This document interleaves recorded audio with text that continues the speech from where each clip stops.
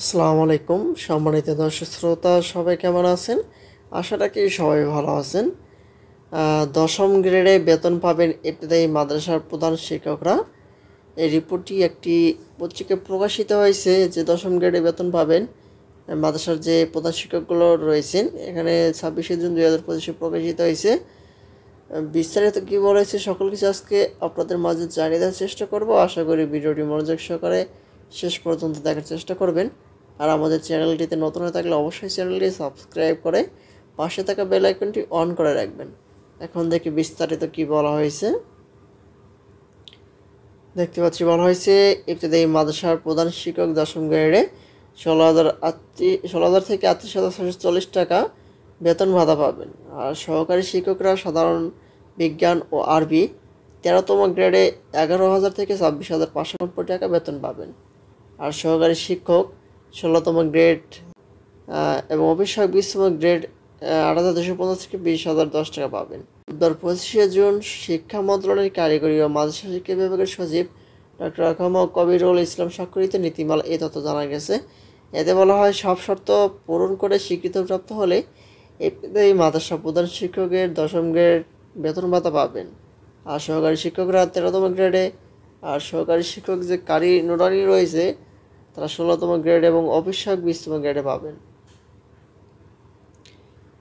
প্রতিটি স্বতন্ত্র ইবতেদায়ী মাদ্রাসা 5 জন শিক্ষক এবং 1 জন কর্মচারী নিয়োগ দেওয়া হবে।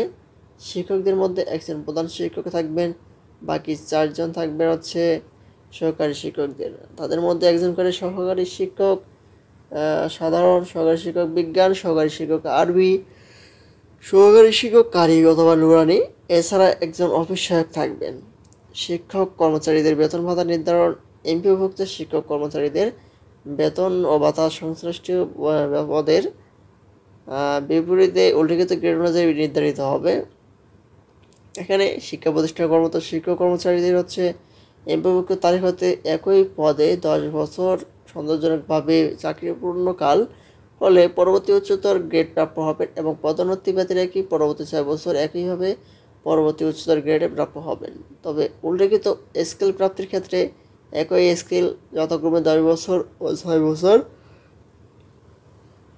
চাকরিকাল পূর্ণ করতে হবে। সমগ্র চাকরির জীবনে 2টির বেশি উচ্চতর গ্রেড টাইম স্কেল প্রাপ্য হবেন না।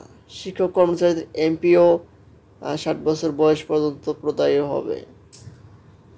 বয়স 60 বছর পূর্ণ হওয়ার পর কোনো প্রতিষ্ঠানের প্রধান শিক্ষক কর্মচারীকে কোনো অবস্থায় পূর্ণ নিয়োগ কিংবা চুক্তিভিত্তিক নিয়োগ দেওয়া যাবে না।